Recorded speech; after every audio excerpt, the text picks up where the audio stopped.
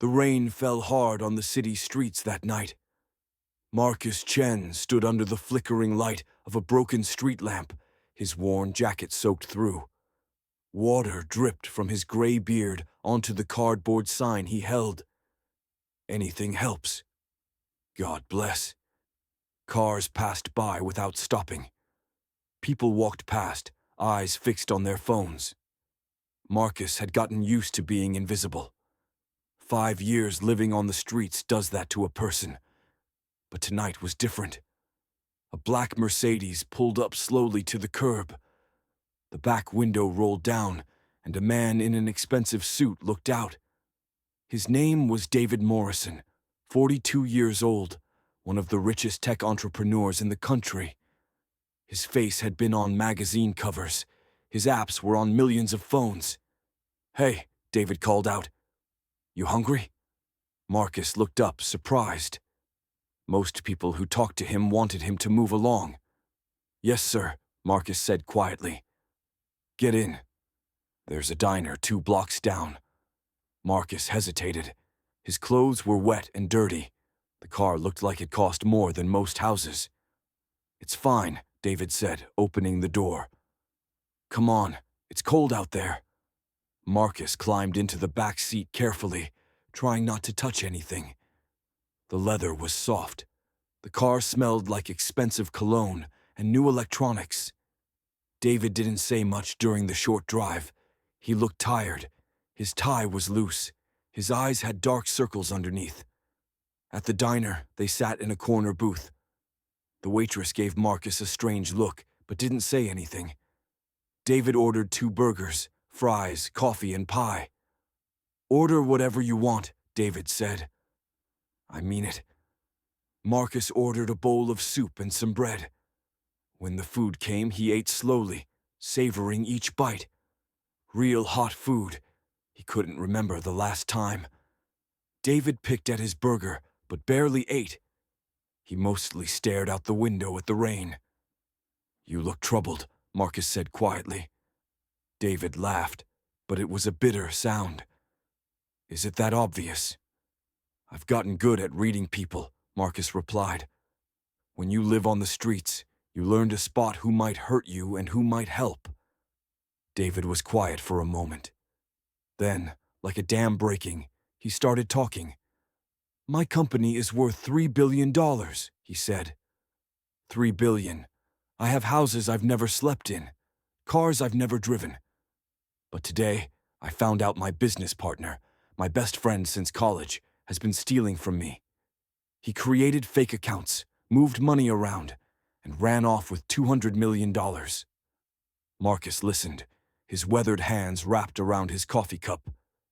"And my wife," David continued, his voice cracking. "She's leaving me. She said, I care more about my company than our family. She took our daughter, Emily. She's only 7 years old, and when I tried to hug her goodbye, she pulled away from me." A tear rolled down David's cheek. He wiped it away quickly, embarrassed. "I'm sorry," he said. "I don't know why I'm telling you all this." Marcus shook his head slowly. "Sometimes the easiest person to talk to is the one who has nothing to gain from your secrets." They sat in silence for a while. The rain drummed on the diner windows. "Can I ask you something?" David said finally. "Sure. How did you end up out there?" "On the streets." Marcus took a deep breath. This was the question he dreaded most. "I used to be someone," he said softly. "A long time ago. I was a professor, taught engineering at the university, had a wife, a son, a house with a white fence. Everything people say you're supposed to have." David leaned forward, listening. "Then my son got sick," Marcus continued. "Leukemia. He was only 12 years old.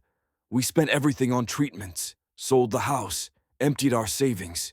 Insurance wouldn't cover half of what he needed." Marcus's voice trembled.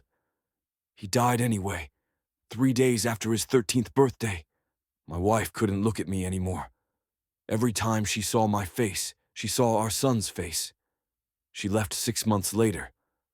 I'm so sorry," David whispered. I fell apart after that, Marcus said. Lost my job, started drinking, lost everything else. One day I woke up in a shelter and realized I had nothing left to lose. That was 5 years ago. David sat back, looking at Marcus with new eyes. This wasn't just a homeless man. This was someone who had fallen from a height David was currently standing at. But there's something I held on to, Marcus said. He reached into his jacket and pulled out a small, worn leather notebook. The edges were frayed. The cover was water-stained. What is it? David asked. My son's journal, Marcus said, holding it carefully like it was made of glass.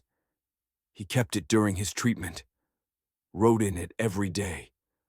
After he died, I couldn't bring myself to read it, couldn't open it. But I never let it go. It's the only thing I saved. He placed it on the table between them. Sometimes I think about reading it, Marcus said. But I'm scared.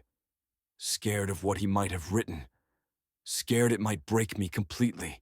David stared at the journal. Something about it felt important, though he couldn't explain why. Maybe, David said slowly, maybe he wrote something you need to hear. Something that could help. Marcus shook his head. I'm not ready. They finished their meal in comfortable silence. When they left the diner, David offered Marcus a hotel room for the night, but Marcus refused. I appreciate the food, Marcus said, but I can't accept more than that. I still have some dignity left. David respected that. He pressed some cash into Marcus's hand and drove away into the rainy night. But something had changed in David. The conversation stayed with him. The next morning, David sat in his massive office. Floor-to-ceiling windows overlooked the city. Everything gleamed with success, but it all felt empty. His assistant knocked on the door. Mr. Morrison, your lawyer is here about the embezzlement case. David nodded absently. His mind was elsewhere. That night he went looking for Marcus. He drove back to the same street corner, but Marcus wasn't there. He tried the next night, and the next. On the fourth night, he found him. Marcus, David called out, stepping out of his car. Marcus looked up, surprised. Mr. Morrison, what are you doing here? I've been thinking about what you said, David replied. About your son's journal. About being afraid to open it. Marcus's face hardened. That's my business. I know, David said quickly, but I realized something. I'm afraid too.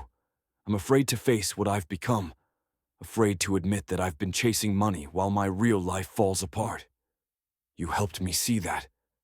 Marcus was quiet. I want to help you, David continued. Not with money, not with a handout. I want to help you find the courage to open that journal. And maybe you can help me find the courage to fix my life before it's too late.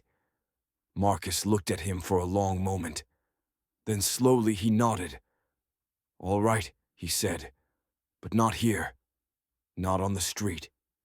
David took Marcus to his home, not the mansion, but a small apartment he kept in the city for late work nights. It was simple, clean, and quiet. They sat at the kitchen table. Marcus placed the leather journal between them, his hands shaking. I haven't opened this in 5 years, Marcus whispered. I'm here, David said. Whatever's in there, you don't have to face it alone. Marcus took a deep breath and opened the journal. The first page had his son's handwriting, neat, careful letters. My name is James Marcus Chen. I'm 12 years old. The doctor said I should write down my thoughts. So here goes. Marcus's eyes filled with tears, but he kept reading. The entries talked about hospital visits, treatments, pain, but also about hope, about dreams, about wanting to be an engineer like his dad. Then, halfway through the journal, Marcus stopped. His face went pale. What is it? David asked. Marcus turned the journal around so David could see. There, taped to the page, was a photograph. It showed a young boy, thin and bald from chemotherapy, smiling at the camera. He was holding up a blueprint, a child's drawing of some kind of machine. But that wasn't what made Marcus freeze. Beneath the photo was a note written in the boy's handwriting. Dad showed me this problem from his research. He's been trying to solve it for years. I think I found the answer. He always says kids see things differently. Maybe I can help him, even from the hospital. I'll give this to him when I get better. Below that was a series of equations and diagrams. Technical, complex. The work of a brilliant young mind trying to solve an engineering problem. Marcus stared at it, his whole body trembling. "I never saw this," he whispered. "He never showed me. He must have been working on it until he couldn't anymore." David leaned closer, looking at the equations. His eyes widened. "Marcus," he said slowly, "what problem was this? What were you working on?" Marcus's voice was barely audible. "Battery efficiency. I was trying to develop a new type of lithium battery that could hold a charge 10 times longer than existing technology. The university gave me a research grant, but I couldn't crack it. The math didn't work. I gave up on it when James got sick." David's heart was pounding. "Marcus, I need you to look at these equations. Really look at them." Marcus wiped his eyes and focused on his son's writing. As he read, his expression changed from grief to confusion to shock. "Oh my God," he breathed. This actually works. The adjustment he made to the formula, it's brilliant. It solves the problem I couldn't crack." David stood up quickly. "Marcus, do you understand what this means? Battery technology is the bottleneck for everything. Electric cars, phones, renewable energy storage. If this formula works, it could change everything." Marcus looked up at him, dazed. "But I'm nobody now. I'm homeless. I can't do anything with this." "You're not nobody," David said firmly. "You're a father whose son left him the most precious gift possible. And I'm going to help you bring it to life." Over the next few weeks, something remarkable happened. David set Marcus up in a proper apartment, got him clean clothes, a haircut, medical care. But more importantly, he gave him access to a laboratory. David brought in engineers from his company.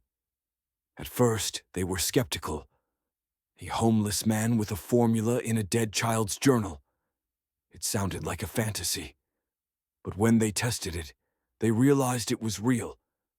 James's equations worked. The boy genius, fighting cancer from a hospital bed, had solved one of the biggest problems in modern technology. Marcus worked 18-hour days, developing his son's idea into a working prototype. For the first time in 5 years, he had purpose again. He wasn't running from pain anymore. He was running towards something. David watched Marcus transform. The broken man he'd met on the street corner was becoming whole again. But David was changing too.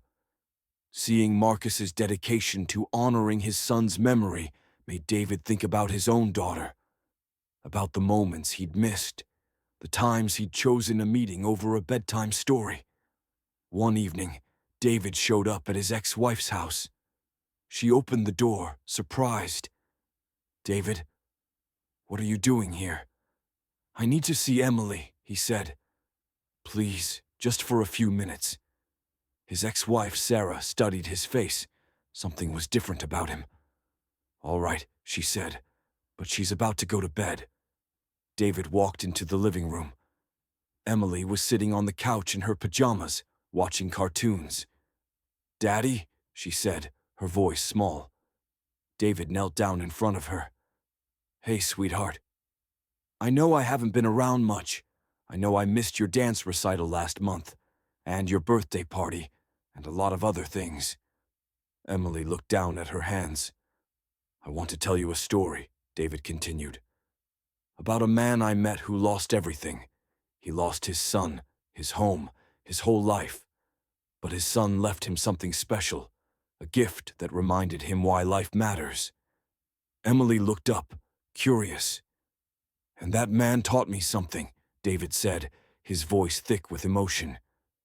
"He taught me that all the money in the world doesn't matter if you forget what's really important. And what's really important is sitting right here in front of me." Tears rolled down his cheeks. "I'm sorry, Emily. I'm so sorry I wasn't there. But I'm going to change.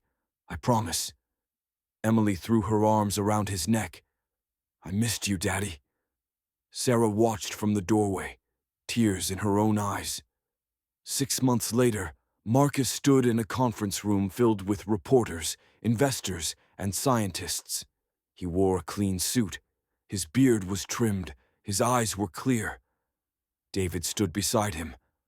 "Today," Marcus said into the microphone, his voice steady, "we're announcing the formation of the James Chen Foundation. This foundation will develop and license the battery technology my son created. All profits will go toward cancer research and supporting families facing medical hardship." Cameras flashed. People applauded. "My son died at 13 years old," Marcus continued. "But his mind, his heart, his gift to the world will help millions of people. He may not have lived long, but his life mattered. His ideas will power the future." After the press conference, Marcus and David stood alone on the office balcony, looking out over the city.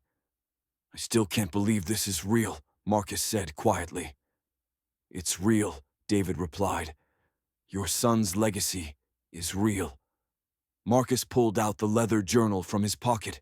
He opened it to the last page James had written. "I don't know if I'm going to make it. The doctors don't say it, but I can tell. I'm not scared, though. I got to live. I got to love. I got to learn. And I got to help my dad, even if he doesn't know it yet. If you're reading this, Dad, please don't be sad forever. Live enough for both of us. Make my ideas matter. And remember I love you. Always. James." Marcus closed the journal gently and looked at David. "He saved me," Marcus said.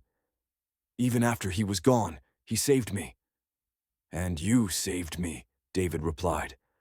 "I was so busy building an empire that I forgot I had a kingdom at home. You reminded me what actually matters." They stood in comfortable silence, watching the sun set over the city. Marcus no longer slept on streets. David no longer slept at the office. The formula James created would eventually power electric vehicles around the world, store renewable energy, and revolutionize technology. Scientists would call it the Chen battery, and James's name would be remembered. But for Marcus and David, the real gift wasn't the technology. It was the lesson hidden inside that worn leather journal. That love doesn't end when life does. That the smallest acts of kindness can change everything. That sometimes you have to lose everything to remember what matters. And that the people we think are broken might be carrying exactly what we need to become whole. 1 year later, Marcus stood at the university where he used to teach. They'd invited him back, not as a forgotten failure, but as a distinguished guest. He was giving a lecture about his son's discovery.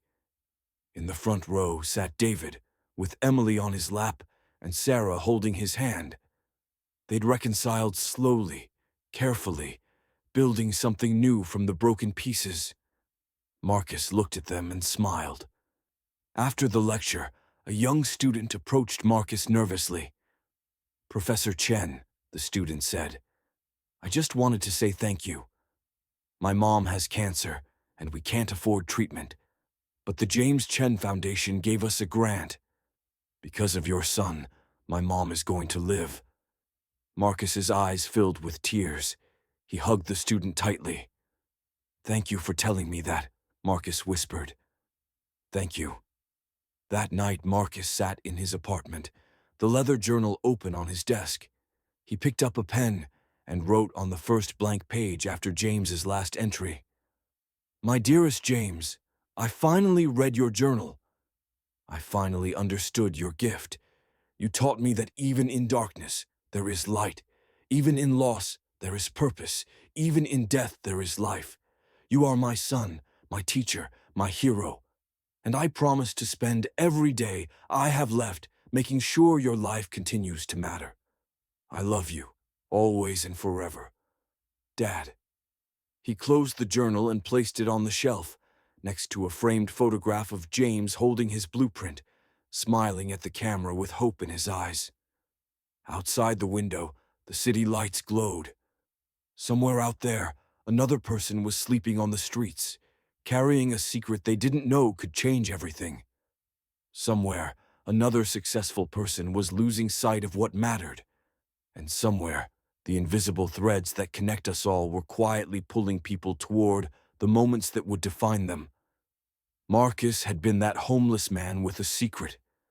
David had been that billionaire who needed changing. And a boy who died too young had brought them together with words written in a journal that refused to be forgotten.